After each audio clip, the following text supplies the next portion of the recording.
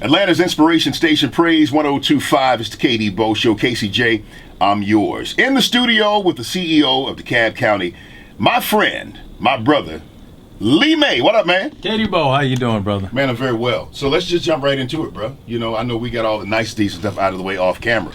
11 Alive is reporting that you are going to or thinking about resigning. Is that true? Well, you know, whenever you listen to the media, not you, brother KD. Everybody except me. Everybody but you. You got to take it with a grain of salt and get the full context of what was said, because they do a good job of cutting and pasting your words. And if you want to be honest, that's what you've been seeing the past couple of weeks here, is taking words out of context, listening to other people over what the true facts are. And so last night I had a town hall forum in my county, in DeKalb County, just to talk about what's been going on. You know, I'm done just talking directly to the media, well, besides you. But I'm going to talk to the people. And if the media is going to report something, they're going to report what I'm saying to the people that I serve. I don't serve the media. I serve the constituents of DeKalb County. And in there, you know, of course, you've heard people say call for my resignation. And when I say that, the special investigator that I hired in DeKalb County to look at our day-to-day operations, investigate kind of bad things that have been going on, help us root out waste, fraud, and abuse, and also give us recommendations on things we need to do to move forward. Yeah. And that came back, and it seemed that the light began to shift on me by these investigators. Now, that's a long story, but at the end of the day, there were some disagreements on how they were conducting their business. I gave them a scope of work at the beginning through an executive order of what I intended to happen.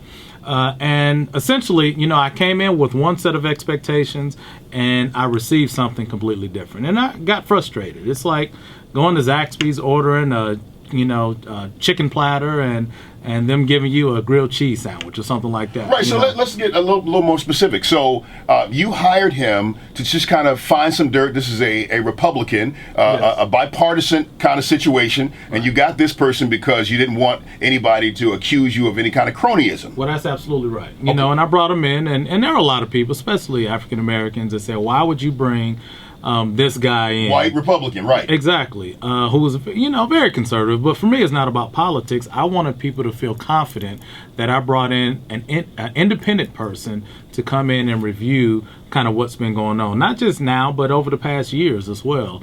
And help us so we can move forward. Because in DeKalb, there's been this real drip effect. Yeah. It's year after year. And I'm talking about for the past decades, plural, not just last 10 years.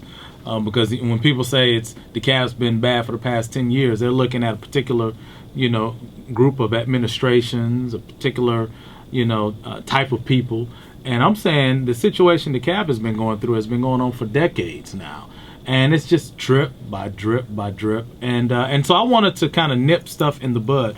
Look, we got the FBI, looking at things in DeKalb, the GBI, the district attorney, but they do their work in secret.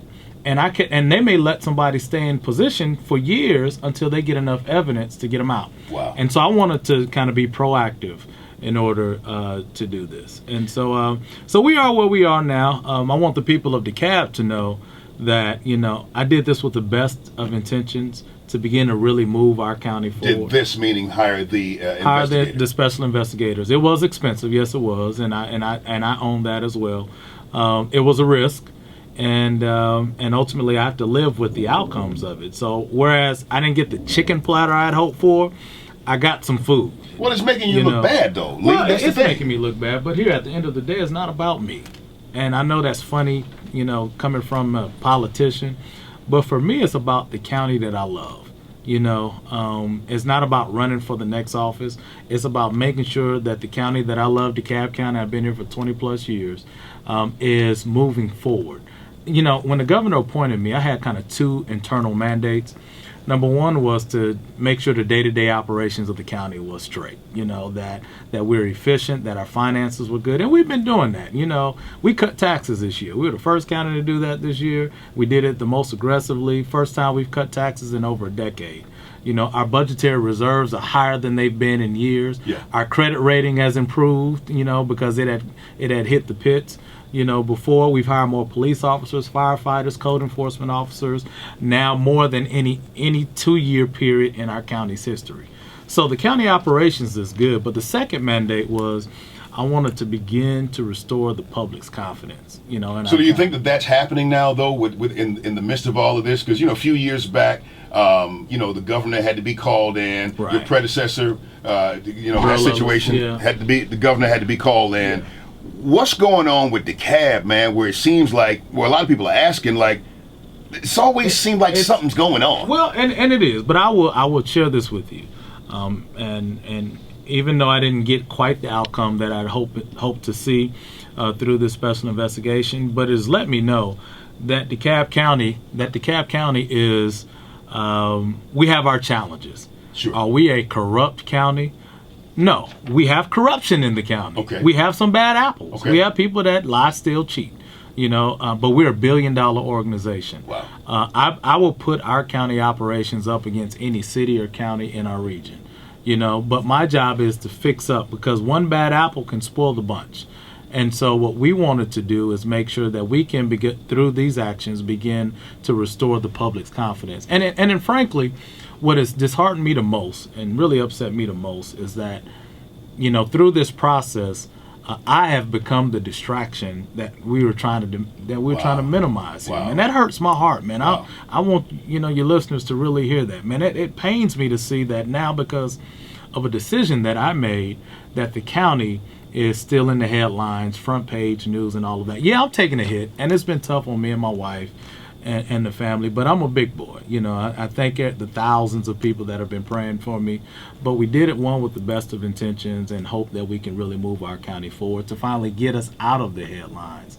And eventually we will, but it takes, kind of going through the fire, I think, really to get us beyond that. 60 seconds here, man. We got to wrap this thing up. What's the one thing that you want people to know about this whole situation right now that you haven't shared yet with anyone? What's the one thing that you want people to walk away with knowing and understanding? I really want people to walk away knowing that Lee May is concerned about the people.